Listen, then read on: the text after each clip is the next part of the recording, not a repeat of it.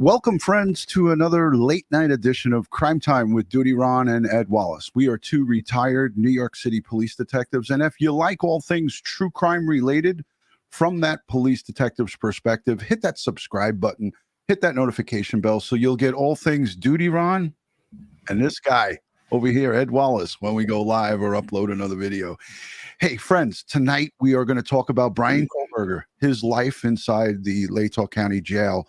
What's it going to be like? We're going to have two correction professionals who are return guests here on Crime Time with DutyRon from Tier Talk Live with us, Anthony and Connie. These guys are great friends of the community, and we love to have them on. And it happens to be Connie's birthday, so everybody in the chat, wish Connie a happy birthday, please. You only turned 29 once, and Connie tonight is 29. So happy birthday. Ed, how's it going, brother? 29? Oh yeah, 29. I thought it was 21. All right. Well, okay. All right. Anyhow, I'm doing good, Ron. Doing good. A little tired. Not sleeping well. I need some more rest. You know what I need? I need a nice vacation. A vacation from your problems. A vacation from work. A vacation. Yeah, I hear you, brother. Listen, let's dive right into this. I want to get into it with you and our two guests tonight. I have a little small piece to play of Kobherger coming into Idaho on the Pennsylvania State Police plane and then being brought to the Latah County Jail, which is underneath the courthouse. It's a basement jail, which is always makes it nice and moldy and stinky and smelly. And it was built in 1972, I believe. So I'm sure this thing is not up to speed, but we're gonna get into a little bit of a conversation about that. But Ed, I wanted to just quickly get from you your thoughts on, there's not much, obviously, because of the gag order. We're not going to be hearing much, but we are hearing a lot of the talking heads and the people in the media trying to really squeeze the rag and get every ounce of what they can out of this. I went live today about Anna Walsh. Yes. Yeah, unbelievable case. Yeah, we're gonna deep dive into the forensics of that because this is right up our alley. There's a treasure trove of recovery and information and evidence, blood, DNA, weapons, the cleaning stuff he bought at Home Depot. I mean, carpets with blood on it, and they got hatchets. You got this guy. Yeah, great job by the Massachusetts authorities, state, federal, and local. I'm sure was working hard on that. His smirk, Cat H says he ain't smirking now. That's for sure. Sonia, thank you for becoming a channel member. We appreciate you. Crystal Harmony is here, good friends, and Joey Brooklyn. Hey, Joey Brooklyn is here. Oh, he's got to change that name. He's not in Brooklyn anymore. Yeah, Joey Long Island. We got to change it. We got to change it up. Lieutenant Pete Pranzo, Dr. Ed Moskowitz. By the way, Dr. Doc. Dr. Ed and Julie sent me a beautiful gift. I want to show it. I'm going to go solo on this. Came in the mail today. I don't know what I did to deserve this, but Dr. Ed and Julie sent me this beautiful watch. Nice. Coming out. In case I got it upside down. There you go. Beautiful watch, though. Thank you, Dr. Ed and Julie. And there was a really nice note on it. Basically, it said, this is a small token of our appreciation for your participation on 9/11. I'll never forget your story. You deserve the best, and we don't ever forget. Shining light on you. You were shining your light on that day. Thank you, from Dr. Ed Moskowitz and Julie. Thank you. Julie. Yeah, just Julie. She's awesome. Yes. Let's play this piece for the audience because this is going to set up our corrections conversation with our professionals that are coming on. And for the audience, hold your questions to the end because in the last 15 minutes, Ed and I and Connie and Anthony, we're going to take your questions from the audience. So hold it till then, and we'll get to all you guys. So let me see what's happening here. Present. What is going on here? Why can't I share my screen? Did you do something, Ed? All right, here we go. Share screen. Bingo. Yahtzee. Let's do it. Kismet. Yeah.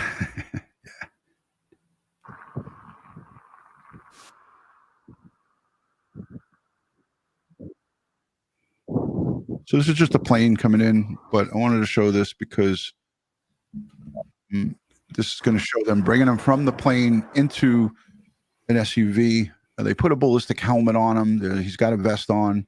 There's a 10-hour flight from Monroe County back to Idaho. But why I want to show you this is he's getting into a pickup truck with paper. Steven. He's coming into the courthouse and the jail now.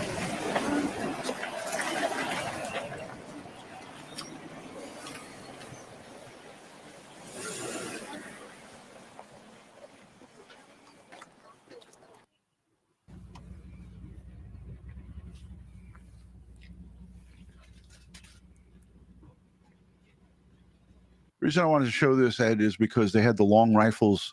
He's a high-profile inmate, and there's a lot of people that aren't happy with him. So they definitely didn't slouch on his protection, and I anticipate. I'm going to ask Anthony and Connie about this, but I know on any movements going forward, they're going to have the same probably package that's going to be following him throughout.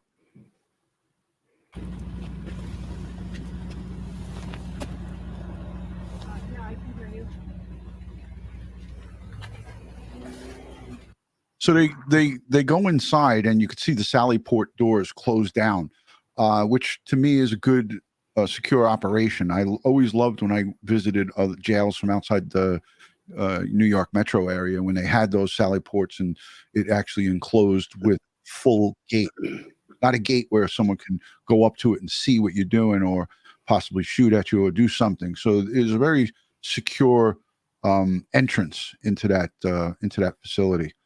But Ed, let's bring our guests on before they start falling asleep on us. So here tonight with us from Tier Talk, Anthony Gangi. He's a corrections professional, many years. He's an executive, and his sidekick, his great friend Connie. We all love and know these two. They're always on Crime Time with DutyRon. Thanks, guys, and happy birthday, Connie.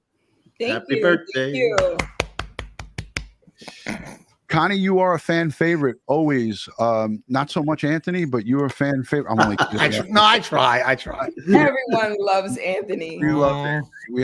But it's your birthday. It's your birthday, and thank you so much for taking out time and not saying no. I would have thought you would have shut the door on us on your birthday. This shows your dedication, Connie. Yeah, we got to hurry up and get her back to the cake so she can blow the candles out. I got to do something. And I got to get over to where she lives and get inside that cake so I could pop out.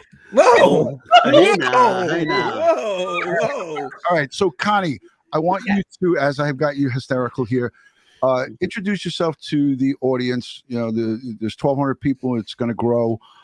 Let them know what your corrections, your experiences and so forth. For sure. So hi, everyone. My name is Connie Alleyne. I come to you guys with almost 2 decades of correctional experience. I started my correctional journey back in 2000 on Rikers Island. Went from discharge planner to health services manager. And then I was recruited to the Connecticut Department of Corrections, where I served as prison health services administrator. And then over the time, I decided that it would be great to create something that actually kind of gave back to the industry, which was the Civilian Corrections Academy, where we provide training to all non-uniform staff who are working in the correctional environment. So fun times, continuing to learn and grow in the space, just because every state operates very differently, and really seeing how we could, make a difference on a global scale. So having a good time doing that. And I love to do the show, and Tier Talk is everything. So it's corrections all the time. Yeah. And you guys do a great job of representing the men and women, the brave men and women, including the civilians who work in all of these facilities, who work behind the wall, protecting society from the worst of the worst. So thank you for what you've done and what you continue to do in educating. Anthony, you want to give a little bit of your background so people know who we got here? Yeah, I just want to say happy birthday again, Connie, of course. Yes. So again, with me, over 20 years in correctional business. I was started as an officer, made my way up to administration. Now I'm what they would call associate administrator of a maximum security prison. I am the founder of the YouTube channel Tear Talk, an author, book Inmate Manipulation Decoded, and just happy to be with DutyRon doing this. I'm enjoying it. Love your audience. Love Ed Wallace. I mean, this is not work. This is love. This is fun. And we appreciate that. Ed and I love to have our experts come on, because when we can't speak strongly or, from our experience about what goes on inside correctional facilities. Now, I spent quite a long period of time in my NYPD career doing the pickups at the various different locations outside of New York area. But, we didn't see the inner workings like what you guys have to offer. So it's always great to have you guys come on and educate the audience. But I wanted to say, Connie, someone sent in a $5 super chat, and it was Carla Barrick. And she says, happy 29th, Connie. Glad I found this community, and thank you all, Ed and Ron. Thank you for that. There's a whole bunch of accolades in the chat, happy birthdays and so forth, but let's not get sidetracked. We're talking about a serious topic here, and I want to start with Connie first, because Connie, you worked at Rikers too for a little while, right? So when I want you to walk the audience through Bryan Kohberger, 28 years old, comes into custody in Pennsylvania on 4 warrants: murder, first degree, and a burglary. So he had 5 felonies. They did a hit at his parents' home, as everybody knows, middle of the night. A SWAT team comes in, guns drawn. He is held in Monroe County. He waives his extradition and is flown back to Latah County, Idaho. What happens when he comes from another facility and is now getting booked into Latah County, Connie? Sure. So from our sort of intake process, we're going to either receive some documentation from the sending facility, so it kind of gives us a heads up as to what we should expect, or we're going to actually start doing intake from top to bottom. So certainly there is sort of the classification process and the housing process, and there's a whole custody side of the intake, and then there's the medical and mental health side, right? So the intention here is just to make sure if there are any historical medical or mental health information that we should know that will come into the play as this person comes into our custody, that we're addressing it up front. At least we know about it. So if the person is mentally unstable or had previously been on a suicide watch or anything along those lines, we would want to continue that process. We would have them evaluated by the psychiatrist to make sure that, one, they're mentally able to be housed wherever custody deems appropriate for his security level. What we'd also do from a medical side is make sure they're medically stable. So if that person had any substance abuse history, could possibly be detoxing, any other medical conditions, we try to make sure that they're medically stabilized. So there's a full evaluation by medical, by mental health, by nursing. We're taking in their complete psychosocial evaluation. Like, there's no stone unturned, especially when you have someone who is coming in sort of at this high profile status. Now, Connie, I wanted to ask you too, and Ed and I have been, talking about this back and forth about the size of this facility. It's 42, a maximum capacity of 42 inmates.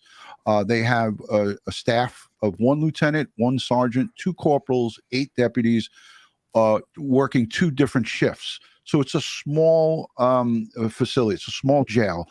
But they talk about housing inmates for Homeland Security and different various agencies and so forth. Does it vary, this process that you just discussed, facility to facility, or is this kind of like something that is generalized, that happens in most jails? So the intake process is the intake process, right? Because safety and security is always at the top of the list, right? Like, we're going to follow all the protocols, all the policy procedure. Yes, will there be maybe some additional things, maybe additional I's dotted and T's crossed because he's so high profile, perhaps. But for the most part, our process is pretty Straightforward. pretty solid and pretty straightforward, just because, you know, we don't want anything falling through the cracks. And typically if someone's, you know, not doing a complete evaluation, you might miss something. And the last thing we want is someone to end up getting housed and start detoxing and we didn't even know, right? Like, so to avoid sort of these surprise happenings and unnecessary codes being called, we try to make sure that we do everything up front. That way we know what we're working with when someone is finally housed. There you go. Hey, Ed, do you have any questions for her in regards to the? No, but it sounds like it's a standard procedure that's universally accepted in the corrections world. Is that would be correct, Connie? Yeah, that would be correct. I think the only thing in this instance where, you know, it's a smaller facility and they may not have the staff on site, the only thing different would be them sort of facilitating having him go through that process if they don't have folks on site to be able to do that. So that may mean if they have outsourced specialists or what have you, they may have to take them to the specialist or bring the specialist in-house. It depends on how they would work it in their facility, but perhaps the staffing may have there may present some difference in the process because their staffing is a little less than what we would normally have. Right. And there's a question in there, you know, we get this every time you guys are on. Hey, can someone please explain the difference between a jail and a prison? Sure. So jail is you're kind of going back and forth. So you're pre-trial or you're sentenced to less than a year, 1 year or less. And prison, you have already gone through trial. You've been sentenced to more than a year and you've been sent to do your stay long term. There you go. Thank you, Connie. Thank you, Connie. Thank you. So let's turn to Anthony on you know, the triage and the evaluation of a new prisoner coming in a jail. You talked about this on some of our previous live streams, Anthony. Who makes the decision about this inmate's housing and how he's handled? Is it made by the sheriff, or does the district attorney make that decision? Does the police make the decision? These are questions that our audience wants to know. And how does that go after someone like Connie or, you know, the medical staff takes the intake, and who makes that decision? Well, for the most part, people from the outside don't put any pressure onto how an inmate's housed on the inside. Again, because they're not going to do anything that affects operations. So they'll leave it to the facility. Now at the jail, the sheriff could be very actively involved in how an inmate like this would be placed. To be honest with you, I would push it more on the jail staff. I would have administration work with classification as well as custody to say what's the best spot for this individual, because this individual is going to have to be placed separate from everybody else, because again, there's going to be the liability if something happens to that inmate. But also there's another thing here too. He could pose a threat to another inmate. So, I mean, imagine being a family member and finding out that, you know, your son or your husband or whoever, your loved one, is housed with the inmate who is accused for this type of crime. So having said that, the placement will be done at intake after they talk to the intake officer. Classification will get involved. But in the meantime, let's say it's being done off hours, because most of the time the main personnel is in there, let's say Monday through Friday. They could put him in a holding area until they could decide what area is best for him. But this is a facility that only holds 42 people. So I'm assuming right off the get-go, when this inmate was coming, they already had a plan of where they're going to place him and where they'll facilitate his needs. So the only concern right now that I would have for this facility is this is an inmate that is probably not going to get his case, or at least he's not going to be heard until June. And if it goes to trial, it's going to be longer term. I mean, can a county like this handle the long-term needs of what we're going to have to do to house this inmate in this, what you would call a isolated fashion?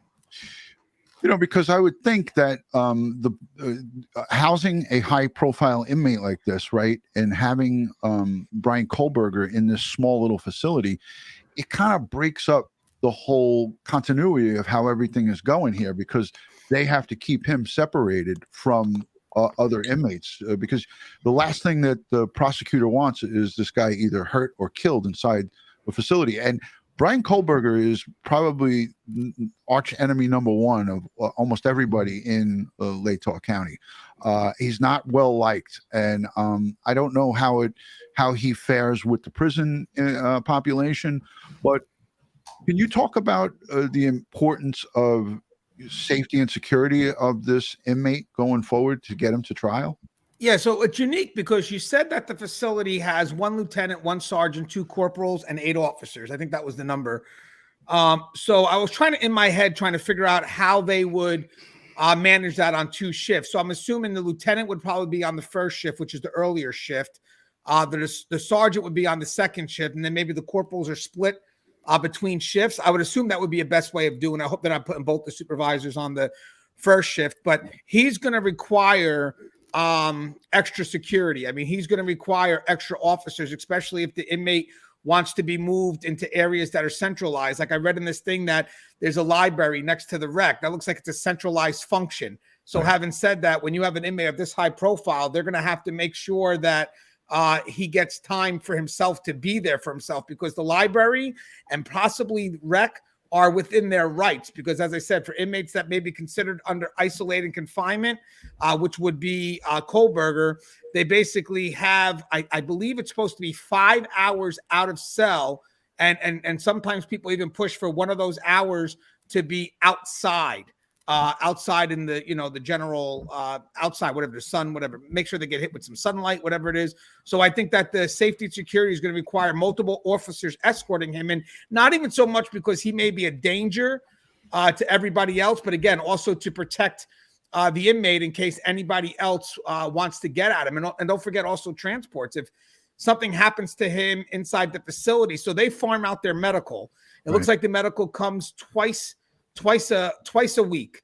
So the inmates put in triages, and then what happens here is those triages go to that vendor, and then the vendor comes in twice a week. Now, if there's an emergency here, this is what I would assume they would do, because I've seen this in Clark County, Indiana, when they did the same thing. They didn't have medical on site. So what they did was they wind up having, like, if there's a medical code, they actually call the outside medical provider, like a hospital or 911, and then the sheriff's department would come and pick up the escort, and then now it's under the sheriff's supervision. And again, that makes sense because it's partnered with the county jail anyway. But I wanted to correct one thing that you mentioned, because on the website on Latah County Jail, it says the jail's library consists, and I'm going to read this I'm going to go full screen on this.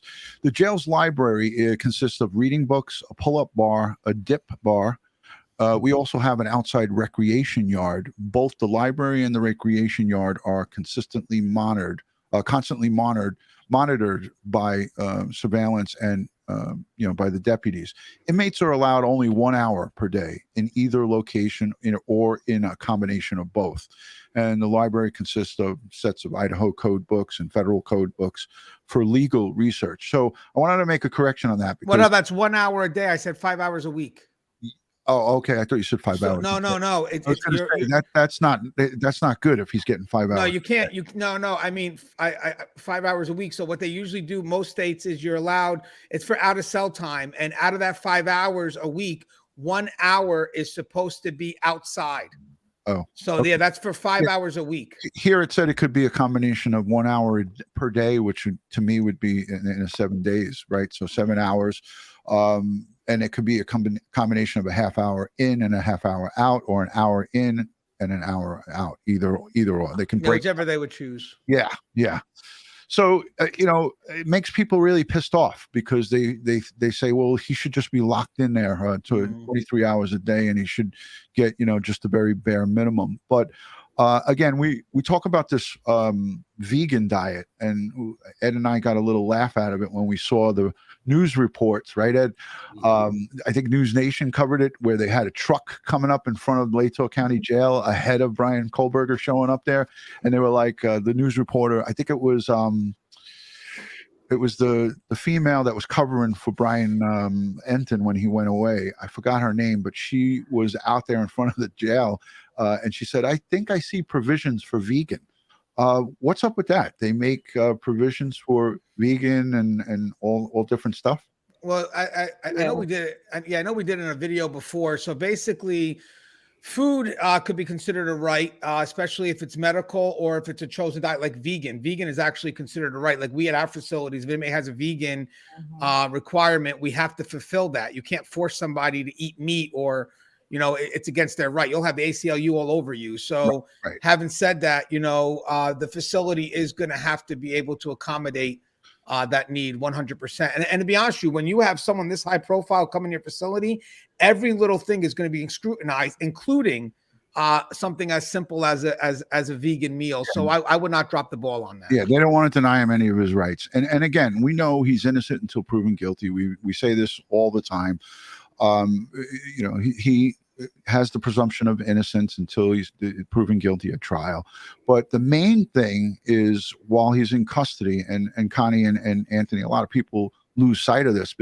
They right away assume, well, the correction officers are going to beat him up in there. Like when he got presented in court, right? He had those cuts on his chin and underneath his lip.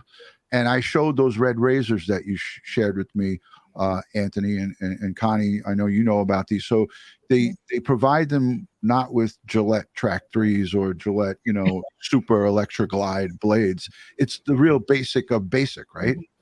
Yeah. So before someone goes to court, we even do it at the state level when they're going through an appeal or whatever it is, or maybe a subsequent court case. You give the inmate a chance to clean themselves up and look representable. So I get the fact that he could either shave that morning or shave the night before, maybe even showered the night before, given a fresh set of clothing. So I would assume that was definitely maybe him just cutting himself shaving, because trust and believe, if something happened to him in that facility, everybody would know about it. Yeah. Trust me. But can I just add to, like, because I think a lot of times people are wondering, like, what's going on. And so we're not just doing all these things because these things feel good, right? Like, it is, here's what they are entitled to. And so we're trying to make sure they get everything they're entitled to. But also, if you have not been sentenced yet, you're technically not state property. You're still a citizen, right? And so although there's all the rules and regulations of being incarcerated or being, you know, an inmate, right? The reality is that you're still technically, like, not property of the institution, right? And I know I'm probably not saying that the right way, but you know, the reality is that you're still a regular citizen, I guess, if that's the way you would say it. So as much as we would want to take things away and try to, like, do whatever, the reality is that this is still a citizen who has not been sentenced, who still has rights that we still have to meet the obligation of those rights. Right. Yeah, he's a defendant. He's not been prosecuted. He's not been convicted. Can I jump back to the food? Yeah. In this small jail, would they have on-site kitchen and kitchen staff making 3 squares for their trustees there, or their holding, you know, or would they have food brought in?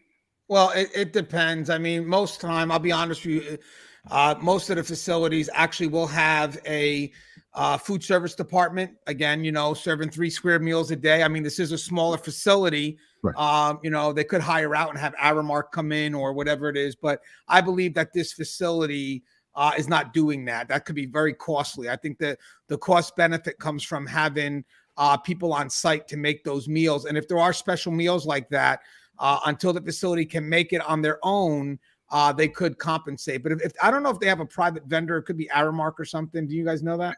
Oh. Teacher. Yeah, here it goes. I'm raising my hand.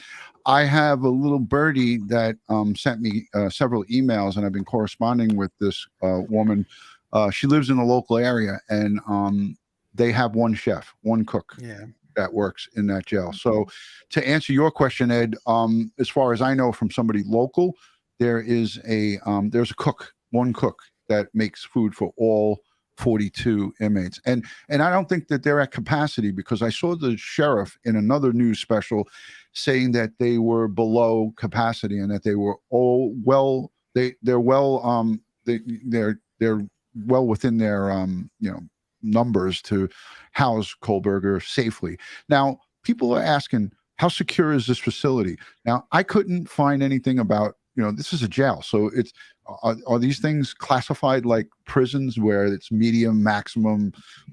No, I didn't think so. So there's no classification to this, because people ask a lot of those questions, like how secure and how safe is this? It's in a basement underneath the courthouse, right?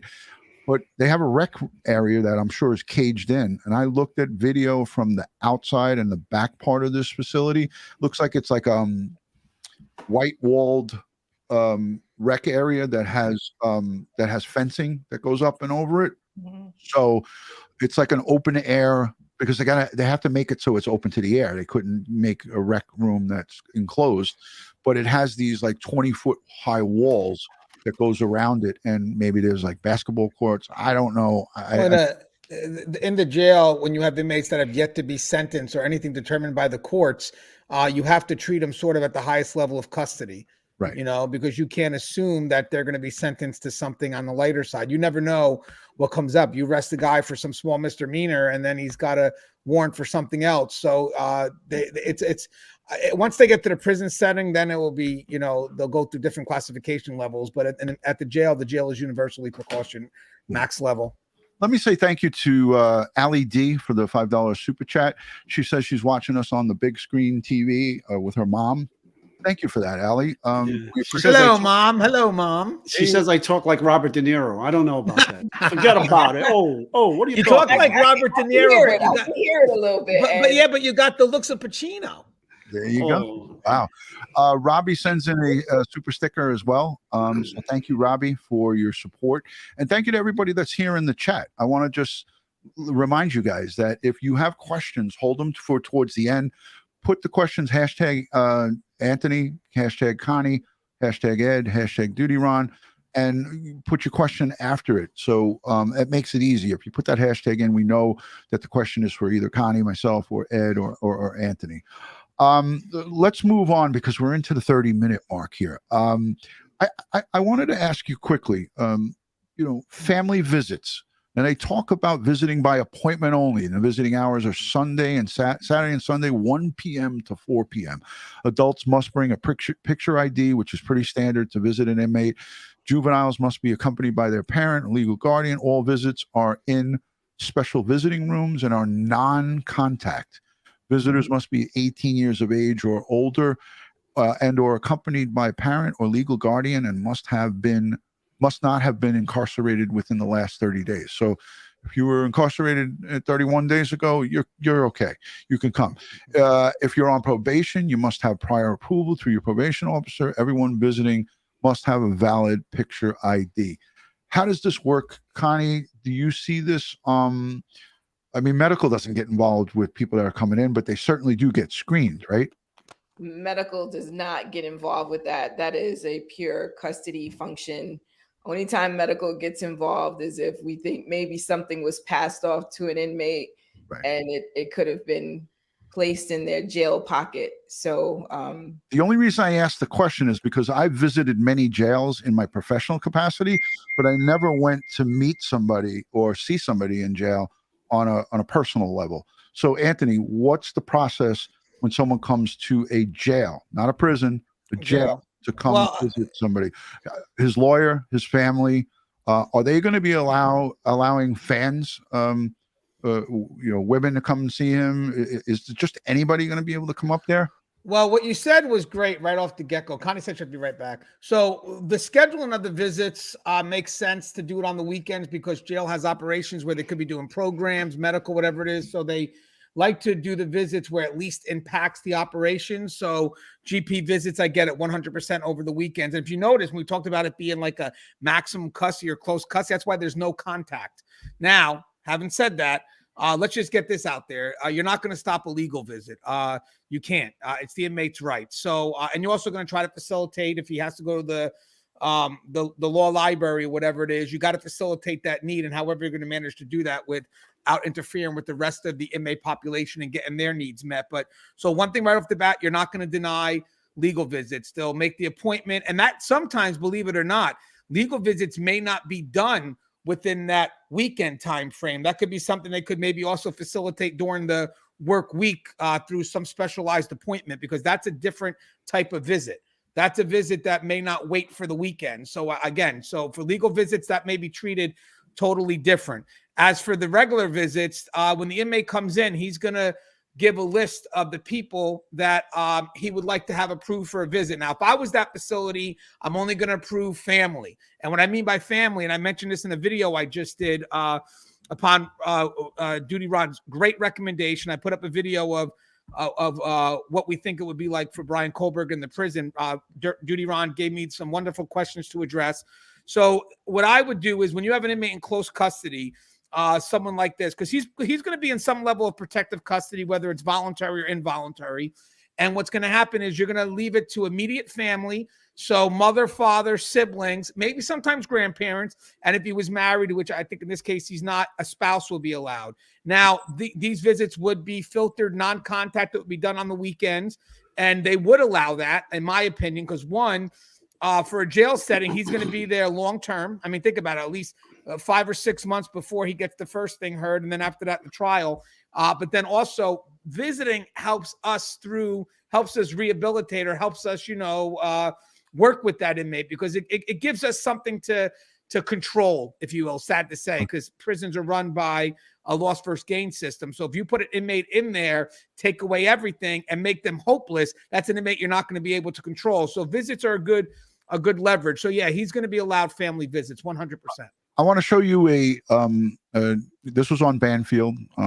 So I'm going to show you guys this because it gives the breakdown of the solitary confinement, the kind of, they called it not solitary, they called this the max security wing. And this was Banfield. She had a former inmate that was housed in this facility. I'm not going to play the audio from it, but I want to show you this, this diagram that they put up.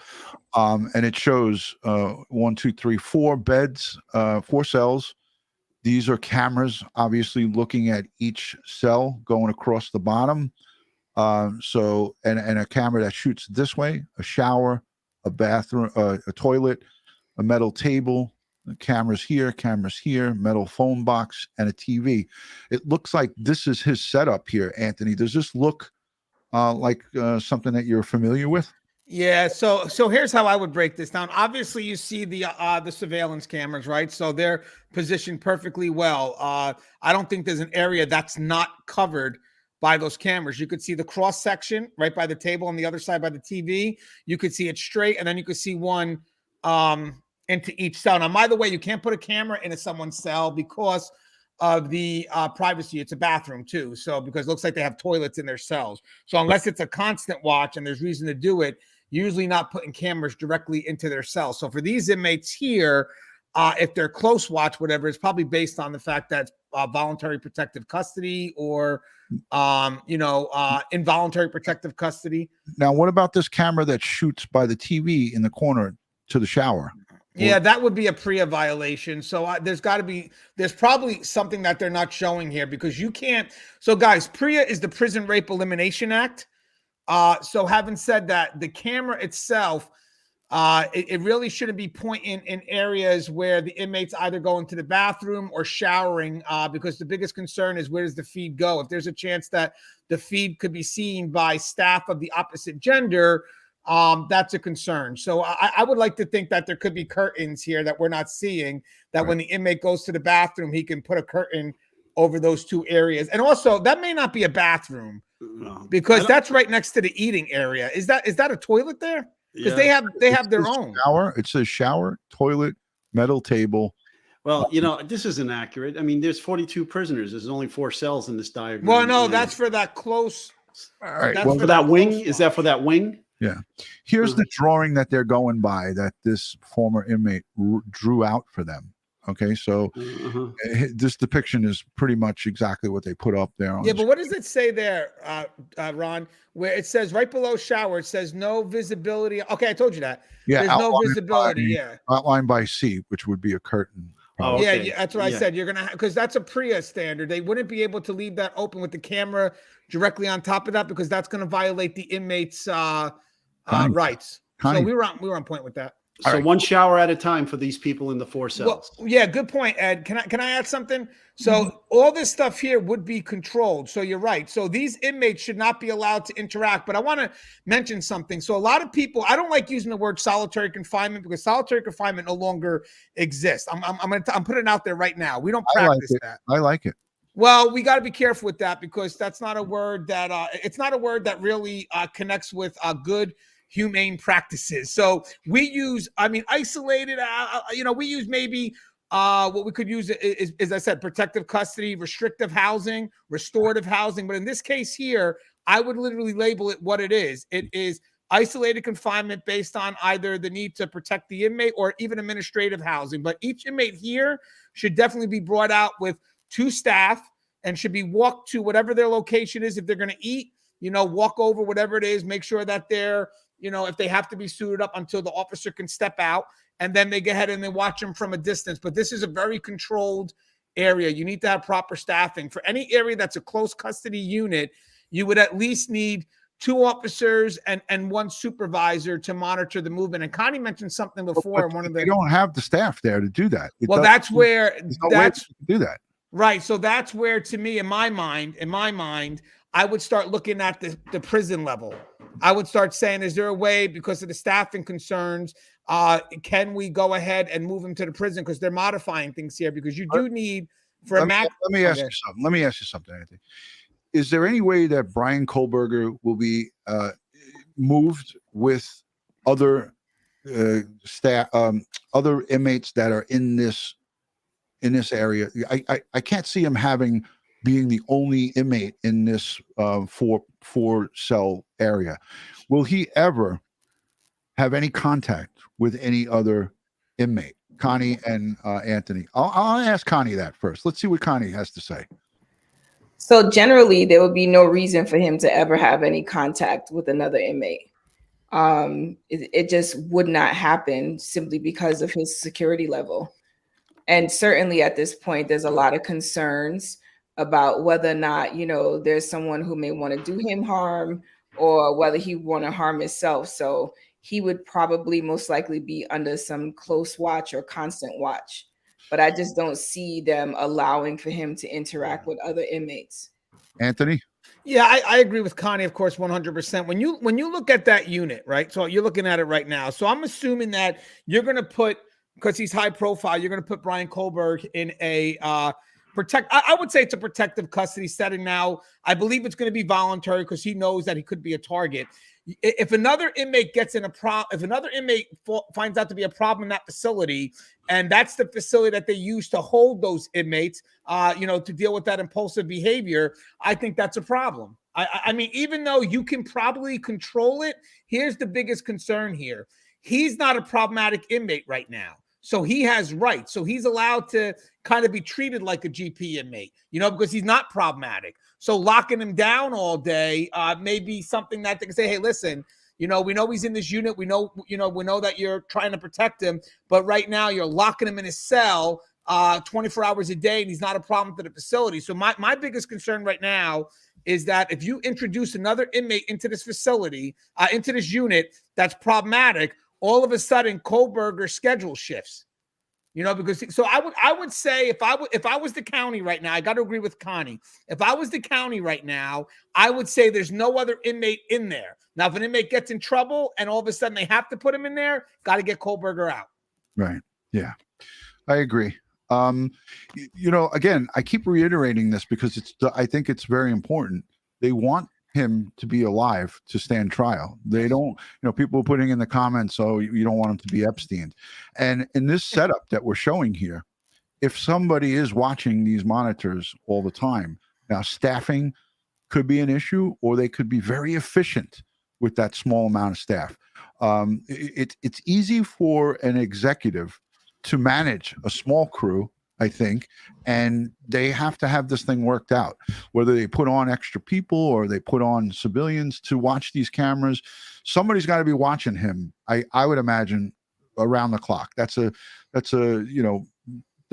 in-person relief detail, watching him on the cameras. This unit, so if I may, this unit, as you can see, even with the cameras there, how They look into the cell and you can see the toilet is behind the wall. So I'm not familiar with this county jail, but there's to be two ways they're doing this. The inmate could be taken out of their cell and escorted to that next area, because I see that solid blue door. So I don't know if that requires an escort, or you could have people just opening the cell door and then allowing the inmate out. The only problem with that is anytime an inmate comes out of their cell and moves to that public area and back, they should be stripped, because again, it's for safety and security concerns. So there has to be some contact with staff either way, because once he comes out of his cell or once he's coming back, the inmate has to be stripped at one point. He has to be checked for any contraband that could have been left in either one of the areas, whether I'm bringing something out or bringing something in. So there should be some strips involved in between. Absolutely, I agree. All right, I wanted to move on because this was Interesting. This was an important part, because a lot of people saw this depiction, and again, safety and security is the primary concern for the corrections professionals, the people that are working behind the wall. They want to make sure that that nothing happens to him, because you want to get him to the courthouse, and he's going to be there's going to be movement. He's not going to sit there for 6 months. He may have to go out to get maybe a dental appointment. There may be all different kinds of movements, and I'm going to talk about it. It's going to be done, pretty secret squirrel-ish. Mm-hmm. But at the end of the day, his movements to court. I wanted to talk to you quickly, and I know Ed will agree with me on this. In New York City, and Connie, you're going to agree as well, I think we're all going to be on the same page here. In New York City, I never once saw an inmate produced by corrections, not either shackled at the feet and handcuffed and or both, or at minimum cuffed, and it's rear cuffed. In New York City, all 5 boroughs, and I've been in and out of all of the criminal courts and higher courts, nobody gets produced by corrections to the court officers uncuffed. But we saw here Bryan Kohberger being walked out with his hands free. I'm going to go to you, Anthony, first. What's your thought on that? All right, so there's been a movement lately where they're basically saying the cuffs show like a stigma, whatever it is, or whatever it is. Prejudicial, it puts a bias on how the people could see that individual. So, because again, he's coming out all shackled, the people on the jury or the people that see him could see him as an animal or whatever it is. So there are some cases where, in order to keep things fair, they decide not to shackle the individual, but they make that determination on a couple of reasons. One thing is they make the determination on, is the person a possible threat? I mean, yeah, he did these things, but how much of a threat is he with enough staffing around him? I mean, right now he doesn't even have an institutional record, so I don't think people can even make that judgment. But if they do something like that, they should increase staffing in case something happens. So I'm not a big fan of it. I'm not, but all right. But I got to stop it right there, and I got to hit this real quick. Oh, hell no. He stands innocent until proven guilty, charged with the murders of 4 college students. Yeah. This is not a guy who committed a DWI and he's waiting trial and killed somebody in a DWI. He freaking killed allegedly 4 people. So I just thought to myself that, security and having this guy secured his hands, at least his hands. I mean, look, we saw Darrell Brooks. I mean, the guy was a cuckoo, right? But he represented himself, and he was cuffed every time he was in the courtroom. I don't know. I've never seen this happen before. And again, I haven't been, I've been around to other. That request goes between lawyers, by the way, if Ed could agree. Sometimes the request for will be from the defense attorney to the prosecutor, and then they'll make some agreement saying, if the prosecutor says, hey, at this point, we're in agreement that, he doesn't need to have the cuffs on. And from the defense attorney, the decision could be made way out of custody's hands. And the judge could order it too. The judge could say at this point here, we're requesting that the inmate doesn't be handcuffed. And if the judge orders it, there's not much that the jail or any level of custody can do. The judge ordered it. So if there's a partnership between the defense lawyer, the prosecutor, and the judge says, yeah, we don't want him cuffed, you can't do anything about it. That's it. The inmate. I mean, you can give the judge the warning and say, hey, you sure you want to do this? But The Right. judge made the order. That's it. He doesn't. He shows up not cuffed. I got you, and I hear what you're saying. But listen, let me just let everybody know in the chat, the "oh hell no" is not Connie's voice, and you're making her laugh because you were saying that that's Connie, and that is not Connie. That was Ed Wallace. This is Ed Wallace. Oh, hell no. That's Ed. No, Mike. Okay. You talking to me? Are you talking to me? Yeah, that's Ed. No. Oh, hey. Forget about it. That ain't me. All right, but this is getting back to this. Again, I was taken back by that because I felt that safety and security is important. You got court officers and officers of the court running around with guns on them. You got his defense attorney that's sitting right next to him. I just wanted to see if that's a norm. And as you said, this is the way we're going with. You have to be nice and kind to people.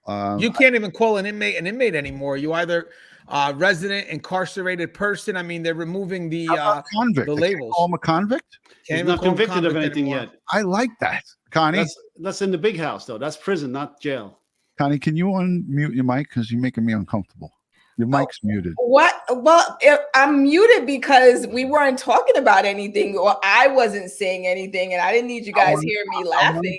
I want to get your thoughts on the uncuffed prisoner being produced in court. I mean, honestly, if there isn't already I felt like there had to be some arrangement between the attorneys in order for him to be uncuffed, because I don't think it's a matter of him not being threatening, right? Because sometimes they say, oh, if it's a non-threatening presence, I think it doesn't matter. The status quo or the process has been people are transported handcuffed. So to see that was it was an odd thing for me to see. Mm-hmm. Certainly, I think having people with rifles around, like there was a lot of armed staff there. Yeah. So perhaps that was their way of stepping it up if in fact the court had made the determination that he would be transported without handcuffs. They had AR-15s and long rifles, it looked like, when they were transporting him, but I didn't see any long rifles in the courthouse. Ed, are you on board with that as well, Ed? I mean, from a safety standpoint, I think the safety protocol should override the optics. Ted Bundy wasn't cuffed. He jumped out a window, escaped from court. Okay. Yeah. That's a good one, Ed. Okay. So, I think, there's protocols in place for this, and, to say, oh, it's prejudicial, or, well, hey, the person's arrested for a quadruple homicide. At this point, everybody in the world knows about it. It's a high profile case. Yeah. So they you would expect to see somebody in handcuffs. Right. And you have a live audience in court. Latah County is allowing family to come in at one point. They weren't at the last appearance, but the first appearance, some of the families of these victims are in that courtroom. And this courtroom is really small. So I'm basing this based on Brian Enton from News Nation and a couple of other news reporters. And they stated that you could it's almost like a distance of 10 feet between the audience and where the the prosecution and the defense is. So it's not a far distance. So I listen, I was in court in Queens Court where there was someone being remanded. It was brought in, and he was like a super strong Haitian boxing guy, and he bit one of the court officers' ears off, right, his ear right off in the court. But he was rear handcuffed. So there goes the argument of being cuffed. The prisoner is going to be secure, but they were able to take him down right away. And if his hands were free, what else would he have done?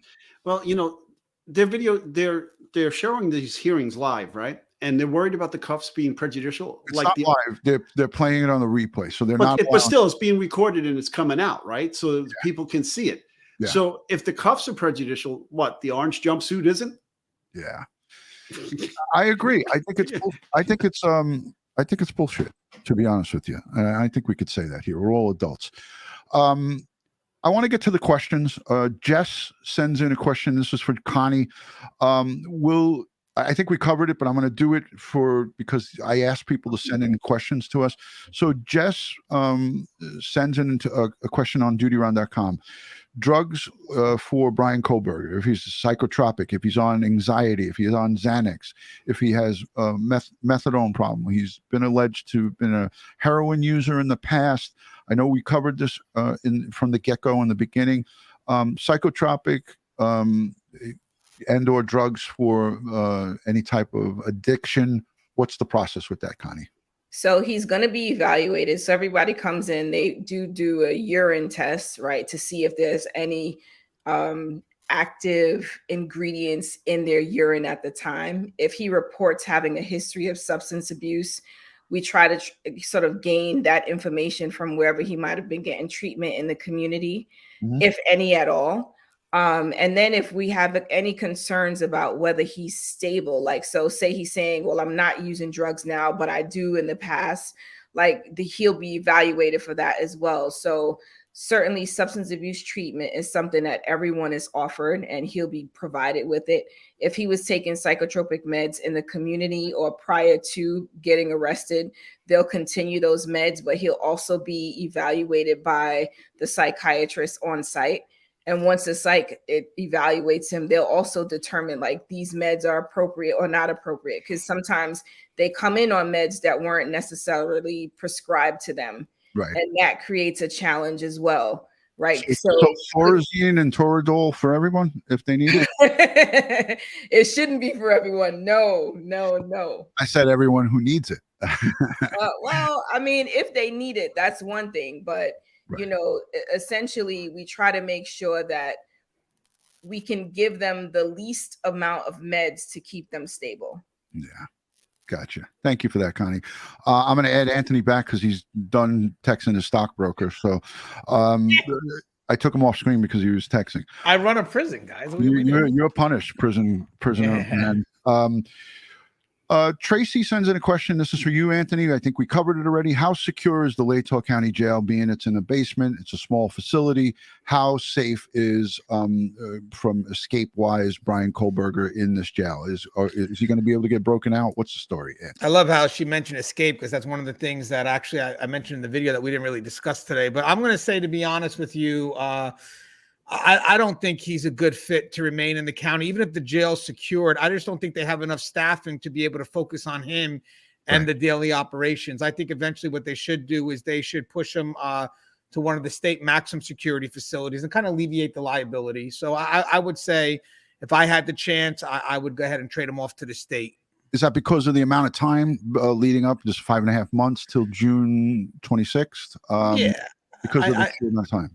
Yeah, I agree with you, Ron. Remember when we spoke before, Ron, we mentioned that. I think that this is someone that's going to be in there for a while, including if there's trial. I mean, you could be looking at years. So, I mean, that eventually is going to start putting a burden on operations of this smaller facility. Plus, as I said, you want your eyes off the jail. Right. You know, it's funny because people can get their eyes into a jail a lot easier than they could into an actual prison.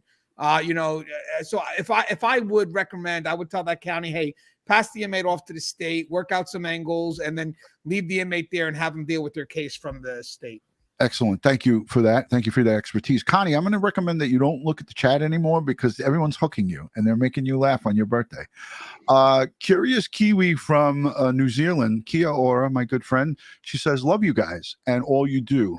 Happy to catch a live all the way from New Zealand. Hey, our good friend Louise Poppy is from New Zealand, and I had the opportunity to meet her here in New York. Took her out for a great lunch out in Point Lookout at one of our great, one of the great restaurants out along Long Island. So happy to have you here, and thank you for that super chat. And I'll be in New Zealand next year, 24. Come on, why? What are you doing there, Ed? Did you visit? You vacationing? I can tell you, but then you know what has to happen to you. Yeah, you'd have to kill me. Yeah. Oh, ow. All right. Here's a question for Connie and Anthony. We're going to get ready to wrap it up because Connie, it's her birthday. It's your birthday. It's your birthday. Karen, who's a great friend, Karen Solek. She says, Anthony or Connie, do you think Bryan Kohberger will say something to another inmate in jail? Is it your experience that other inmates talk to each other, even if they don't see each other or be in contact with each other? Would he maybe say something to someone that would affect his status of trial? Have you guys experienced any of that? I'll go to Yeah. Connie first because Yeah. I love her. I don't think he would say anything right now while he's still going to court. Like, he's not going to jeopardize himself.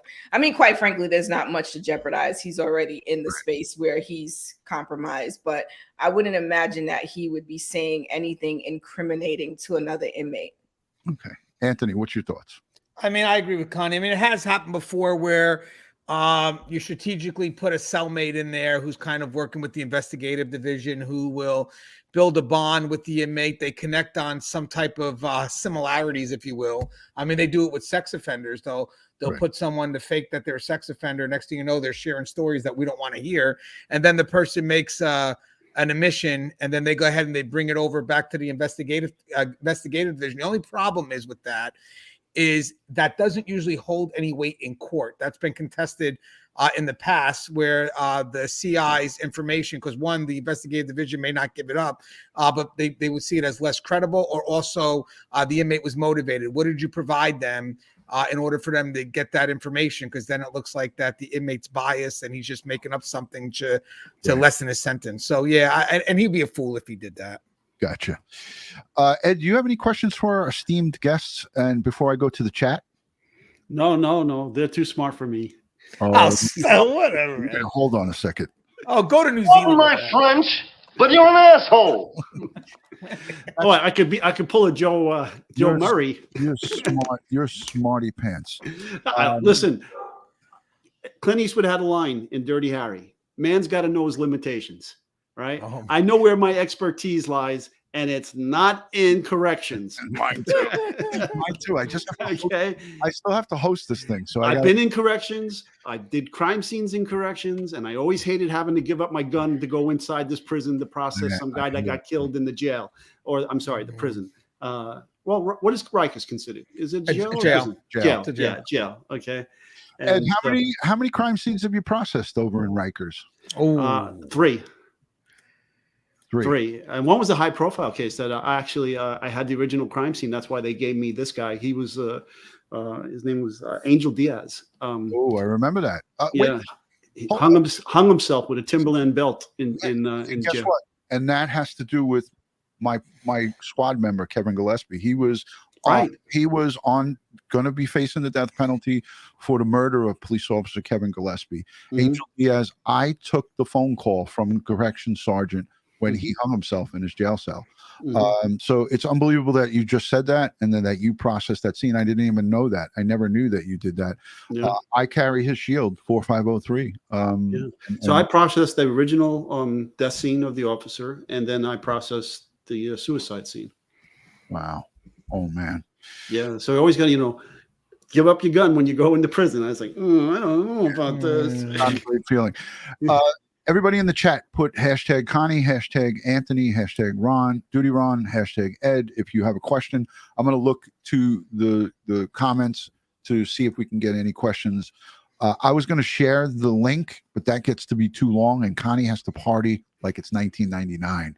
It's her birthday tonight. She's getting ready to go out, and she's going to see a burlesque show or something. I don't know what she's doing. Listen, after what you said earlier today, I'm going to need therapy, man. I got this vision of Ron in a Speedo popping out of a cake. I never said anything about a Speedo. I said a cake. And how do guys pop out of cakes? Come to the party. And I had it as an ice cream cake, which makes it worse because I'm lactose. Oh my God. Yeah. Good gravy. All right. I'm calling my doctor right now. All right. I'm reeling this in right now. Connie, do inmates have internet access in jail? Connie? Yeah, so they do. I mean, it's not the same as like us just out here being able to just go onto any website, right? But there's restrictions, and I think they can gain access. I mean, Ganji's all for the JPay and everything else related to the tablet, so he could probably give more details about it. But I hope there's no tablets. The answer is yes. I hope there's no tablets in Latah County, the county jail, that is. But yes, they do have internet access. Oh, mud on. DutyRon, Ed, and Connie, and Anthony, what proof is made that Bryan Kohberger is actually a vegan and hasn't made this up prior to this defense strategy against Evans? It really doesn't matter. I mean, you could become a vegan at any moment. You could become a Muslim at any moment. I mean, Sure. the point is the rights of the inmate. I mean, he could come in. He wasn't a vegan yesterday. He is now. He wasn't a female yesterday, but he is now. I mean, everything right now goes by self-declaration over actual evidence when it comes to certain things. So again, well, you weren't a vegan yesterday. Yeah, but I'm a vegan today, and you have to honor that. So yeah, I mean that. I don't think they're going to ask you for evidence. They're just going to comply. Yeah, I knew many cases that I had that there were jailhouse conversions.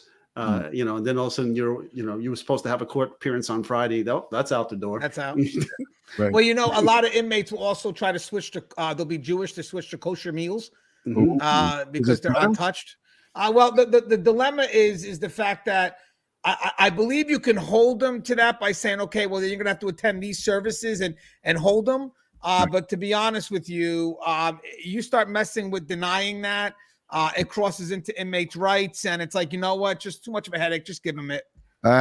Well, we got our audience really riled up with this conversation tonight, so this is good because this is actual real deal stuff. Because we have two corrections professionals here who know what happens behind the wall with these inmates. So, and I like to call them convicts. I don't care what you say, Anthony. Connie, what can these jail people purchase? They can purchase anything that's on commissary, essentially. So commissary, there's a whole process of what we kind of pick and get on commissary. And so as long as they got money on the books, they can purchase it. I think that, and in addition to, like, if there's like keep on person sort of meds like Tylenol, or, well, I won't say Tylenol. So maybe an Advil or a Motrin, but different facilities may limit what, you know, an inmate would be able to purchase from a medical perspective. But as far as food goes, there's anything that they can purchase that's available in there. Right. Look at this question, and thank you for answering that, Connie. Ann Rose says, how likely is it that he will receive mail from women that want to meet him? Yeah, we've seen that. So I'll give an example on that. So I've dealt with a few high-profile people myself. I mean, as of now, we have 2 Netflix specials that the 2 inmates are housed in my facility. So there's a fascination, unfortunately. Now, the likelihood, the funny thing is a lot of women or women or men, whatever it is, ones that are writing to them, they may feel that this is actually a safe relationship because the person's confined and the chance of meeting them. But you're going to have a couple of things when it comes to the mail. So someone like that is going to get tons of mail, I'm assuming. The mail is going to have to be checked. Now, mind you, I don't know if we could read through it unless there's a reason to, but we have to look for 2 things. We have to look for, yes, there are going to be people that are infatuated with them, but there's also going to be people that are be giving them threats, you know? So I'll guarantee you the investigative division is checking some of the letters, but also checking phone calls, because this guy goes back and forth to court. You have to make sure that there's no conflict with that inmate's safety, that nobody wants to take the individual out, but he's getting tons of mail. I'll guarantee, or if not, he will, because it's crazy what people are fascinated with. I mean, it's like a sick cult. You know, these people see this person, and it was like the Signoff brothers up in Boston with the Boston bombing. The younger brother survived after he killed the older brother when he ran him over. And then he was getting all of this. He's getting front page of magazines and, you know, Hollywood, and he's getting all these love letters. It's just crazy. Yeah. And then can people send prisoners news articles?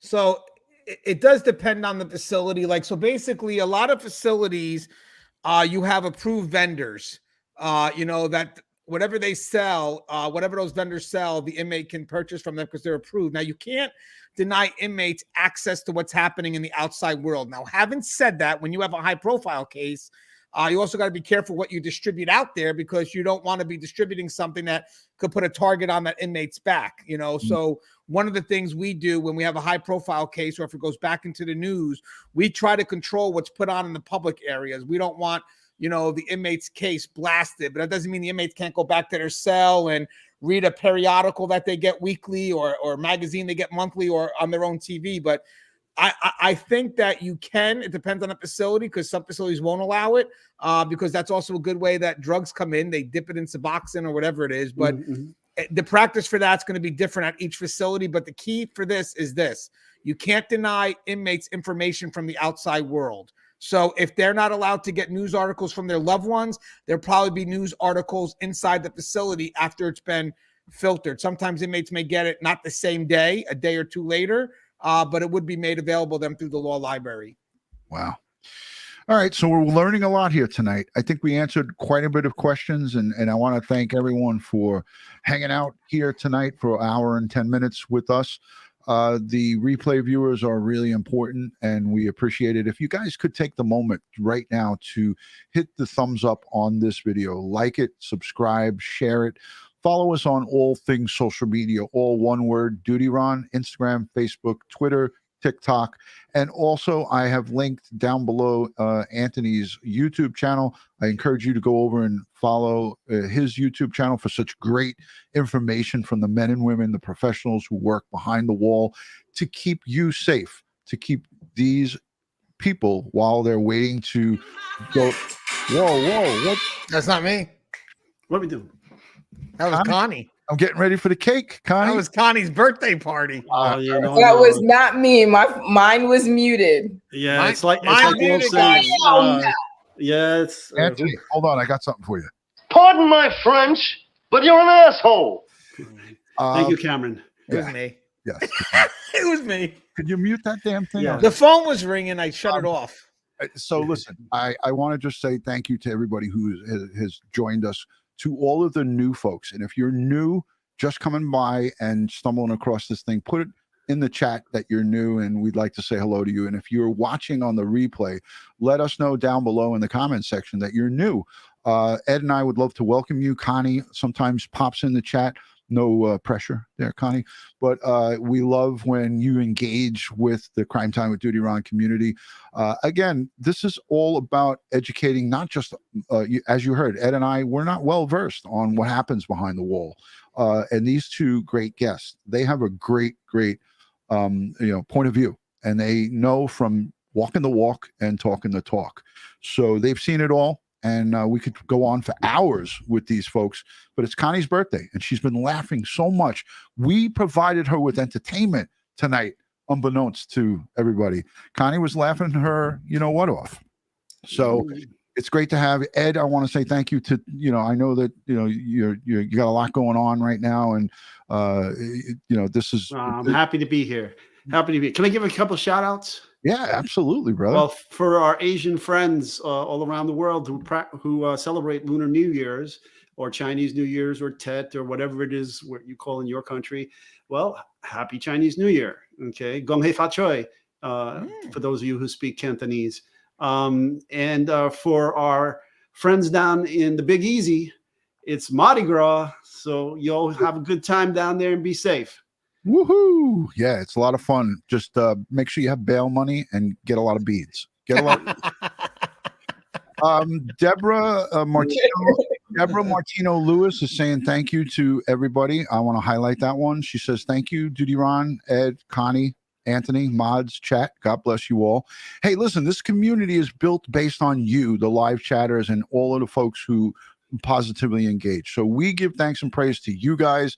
If you have questions, leave them down below in the comment section.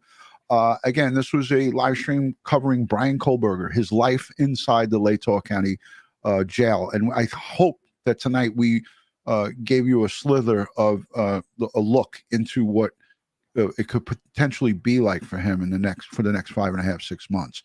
And he may be moved to a state facility, but I don't know if there's not anything that's any hiccups or anything that's that operational wise is a hiccup. I don't see him. I think that they're pretty steadfast. They're pretty sure in what they're doing, and let's just see how it goes from here. But we'll keep you guys updated. There's a lot of cases that Ed and I are going to cover, and I want to tell you, Anna Walsh, her ex-husband, I don't even like to call him a husband, and they're not divorced, but I say ex-husband. He was charged with murder today. Ed and I are going to cover that case going forward. There's a lot of forensics, and this is right up Ed's alley. So we're going to cover that, and we're going to dive into it. I did 2 videos on it, one today and one last Saturday. So we're going to definitely be covering that case. So look for that.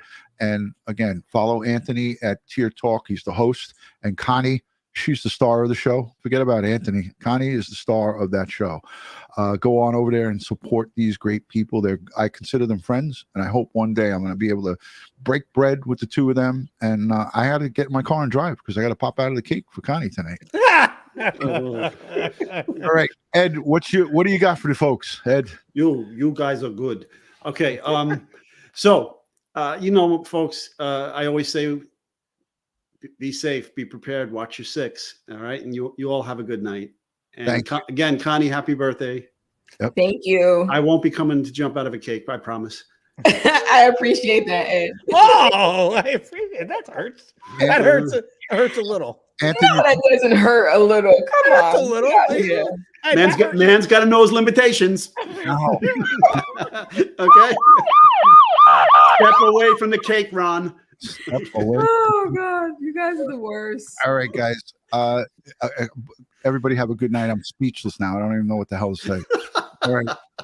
Guys, good night from Crime Time with DutyRon and Ed Wallace. Thank you all for joining. And let's say hello to our security team. Anthony and Connie, hang around just for a minute because I want to tell you something.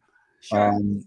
But let's watch Popeye, Oscar, and Kara on our security exit. So good night, everybody from New York, Connecticut, Staten Island, wherever the hell we are. See you guys soon. Peace and love from Crime Time with DutyRon.